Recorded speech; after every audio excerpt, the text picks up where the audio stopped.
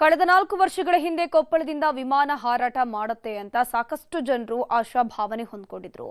ಆದರೆ ಈಗ ಕೊಪ್ಪಳಕ್ಕೆ ಗಗನಯಾನ ಅನ್ನೋದು ಗಗನ ಕುಸುಮವಾಗುತ್ತಾ ಅನ್ನೋ ಅನುಮಾನ ವ್ಯಕ್ತವಾಗಿದೆ.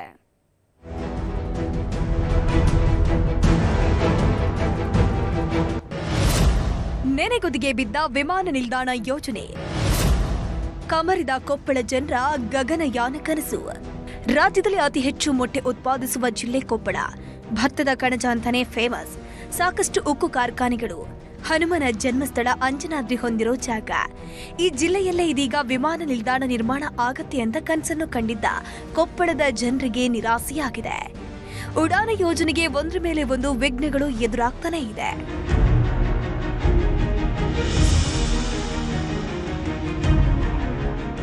ಕೇಂದ್ರ ಸರ್ಕಾರ ಕೊಪ್ಪಳಕ್ಕೆ ಉಡಾನ ಯೋಜನೆಯಲ್ಲಿ ವಿಮಾನ ಹಾರಾಟಕ್ಕೆ ಒಪ್ಪಿಗೆ ಕೊಟ್ಟಿತ್ತು. ಅದಕ್ಕೆ ಖಾಸಗಿ ಏರ್ಡ್ರೋಮ್ನಲ್ಲಿ ವಿಮಾನ ನಿಲ್ಲಿಸಬೇಕು, ಅದಕ್ಕೆ ಬಾಡಿಗೆ ನೀಡಬೇಕು ಎಂಬ ತೀರ್ಮಾನ ಕೂಡ ಆಗಿತ್ತು. ಆದರೆ ಸರ್ಕಾರವು ಖಾಸಗಿಯವರಿಗೆ ಅಧಿಕ ಬಾಡಿಗೆ ನೀಡುವುದು ಬೇಡ, ಪ್ರತ್ಯೇಕ ವಿಮಾನ ನಿಲ್ದಾಣ ನಿರ್ಮಿಸೋಕೆ ಸೂಚನೆ ಕೊಟ್ಟಿತ್ತು. ಈ ಹಿನ್ನೆಲೆಯಲ್ಲಿ ಕೊಪ್ಪಳ ಸುತ್ತಮುತ್ತ ಸುಮಾರು 600 ಎಕರೆ ಭೂಮಿ ನೀಡೋಕೆ ರಾಜ್ಯ ಸರ್ಕಾರ ಸೂಚನೆ ಕೊಟ್ಟಿತ್ತು. ವಿಮಾನಯಾನ ಇಲಾಖೆ ಅಧಿಕಾರಿಗಳು ಹಾಗೂ ರಾಜ್ಯ ಸರ್ಕಾರದ ಅಧಿಕಾರಿಗಳು ಸ್ಥಳ ಪರಿಶೀಲನೆ ಮಾಡಿ ಕೊಪ್ಪಳ ತಾಳಕನಾಕಪುರದಲ್ಲಿ ಭೂಮಿ ಖರೀದಿಸೋಕೆ ಒಪ್ಪಿಗೆ ನೀಡಿತ್ತು. ಈ ಮಧ್ಯೆ ವಿಮಾನ ನಿಲ್ದಾಣ ಭೂ ಸ್ವಾಧೀನಕ್ಕಾಗಿ ರಾಜ್ಯ ಸರ್ಕಾರಕ್ಕೆ ಪ್ರಸ್ತಾವನೆಯನ್ನು ಸಲ್ಲಿಸಿತ್ತು. ಆದರೆ ಚುನಾವಣೆ ಬಂದದ್ರಿಂದ ಯೋಜನೆ ನೆನೆಗುದಿಗೆ ಬಿದ್ದಿದೆ. ಕೈಗಾರಿಕೆಗಳು ಮತ್ತು ಉಕ್ಕು ನಗರ ಅಂತಾನೆ ಇಲ್ಲಿ ಹೆಸರುವಾಸಿಯಾದಂಥ ಇದು ಕೊಪ್ಪಳ ನಗರ ಇದು. ಹಾಗಾಗಿ ಇಲ್ಲಿ ವಾಣಿಜ್ಯೋದ್ಯಮಗಳು ಸಾಕಷ್ಟು ಜನ ಇದ್ದಾರೆ. ಇಲ್ಲಿ ಓಡಾಟನೂ ಕೂಡ ಸಾಕಷ್ಟು ಇದೆ. ಹಾಗಾಗಿ ಇಲ್ಲಿ ಅವಶ್ಯಕತೆ ಇದೆ ಅಂತೇಳಿ ನಾನು ಹೇಳೋಕ್ಕೆ ಇಷ್ಟಪಡ್ತೀನಿ.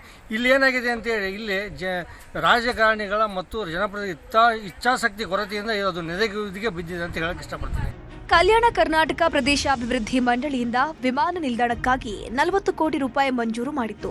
ಭೂಸ್ವಾಧೀನ ಕಾರ್ಯ ನಡೆಯದ ಹಿನ್ನೆಲೆಯಲ್ಲಿ ಹಣ ಬಳಕೆಯಾಗಿರಲಿಲ್ಲ. ಈ ಕುರಿತು ಬಿಜೆಪಿ ನಾಯಕರಲ್ಲಿಯೂ ಸ್ಪಷ್ಟತೆ ಇಲ್ಲ. ಹುಬ್ಬಳ್ಳಿಯು ಕೊಪ್ಪಳದಿಂದ 120 ಕಿಲೋಮೀಟರ್ ಹಾಗೂ ಬಳ್ಳಾರಿಯಲ್ಲಿಯೂ ವಿಮಾನ ನಿಲ್ದಾಣಕ್ಕೆ ಒಪ್ಪಿಗೆ ನೀಡಿದ್ದು, ಅದು ಕೊಪ್ಪಳದಿಂದ 96 ಕಿಲೋಮೀಟರ್ ದೂರವಿದೆ. ಹಾಗಾಗಿ ವಿಮಾನ ನಿಲ್ದಾಣ ನಿರ್ಮಾಣ ಅನುಮಾನ ಅಂತಿದ್ದಾರೆ ಶಾಸಕ ಜನಾರ್ದನ್ ರೆಡ್ಡಿ. ಯಾವುದೇ ಒಂದು ಕಮರ್ಷಿಯಲ್ ಏರ್ಪೋರ್ಟ್ ಆಗಬೇಕು ಅಂತಂದ್ರೆ 150 ಕಿಲೋಮೀಟರ್ ವ್ಯಾಪ್ತಿಯಲ್ಲಿದ್ದರೆ ಮಾತ್ರ ಅದು ವರ್ಕೌಟ್ ಆಗುತ್ತೆ ಅನ್ನೋಂಥ ಕಾರಣ ಇರೋ ಕಾರಣ ಇವತ್ತು ನಮಗೆ ಹುಬ್ಳಿಗೆ ಮತ್ತು ನಮ್ಮ ಕೊಪ್ಪಳಕ್ಕೆ ಇರುವಂಥ ಡಿಸ್ಟೆನ್ಸ್ ಎಷ್ಟು, ಹೌದಾ?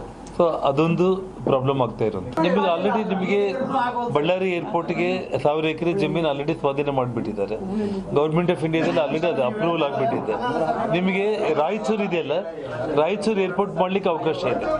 ಒಟ್ನಲ್ಲಿ ಗಗನಯಾನದ ಕನಸು ಕಂಡಿರುವ ಕೊಪ್ಪಳಕ್ಕೆ ಜನಪ್ರತಿನಿಧಿಗಳ ನಡೆಯಿಂದ ಗಗನಯಾನ ಗಗನ ಕುಸುಮವಾಗುತ್ತಾ ಎಂಬ ಅನುಮಾನ ವ್ಯಕ್ತವಾಗಿದೆ.